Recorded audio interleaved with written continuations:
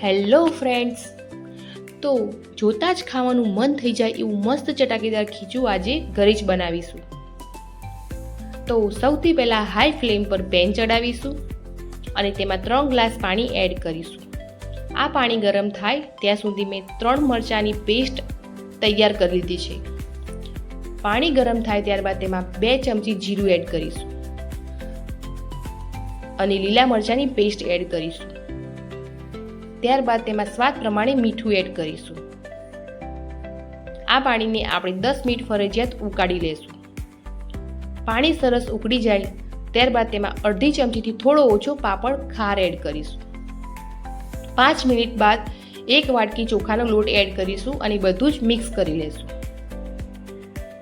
આ લોટ હજુ થોડો ઢીલો છે માટે તેમાં અડધી વાટકીથી થોડો ઓછો લોટ લેશું અને બધું જ ફરીથી મિક્સ કરી લેશું. આ લોટને આપણે ફટાફટ હલાવીને મિક્સ કરી લેવાનો છે જેથી આમાં કોઈ લમ્સ ના રહી જાય. હવે આને આપણે ઢાંકીને 5 મિનિટ થવા દેશું. 5 મિનિટ બાદ તમે જોઈ શકો છો કે આ લોટ તૈયાર છે, થોડો ફૂલી ગયો છે. તો અત્યારે આ સ્ટેજ પર ઘણા લોકો આ લોટને અલગથી સ્ટીમ કરતા હોય છે, પણ અત્યારે મેં ગેસ બંધ કરી દીધો છે અને ઢાંકણું ઢાંકી દીધું છે જેથી લોટ અત્યારે ગરમ છે અને તેની પોતાની જ બાફથી લોટ વ્યવસ્થિત સેટ થઈ જાય, હજુ વધારે ચડી જાય. એટલે આને આપણે સ્ટીમ કરવાની કોઈ જરૂર રહેતી નથી.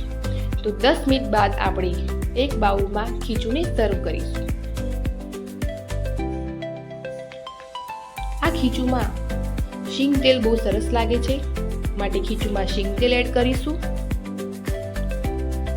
અને આ ખીચુંનો ટેસ્ટ હજુ વધારે આવે તેના માટે આપણે આચાર મસાલો સ્પ્રિંકલ કરીશું.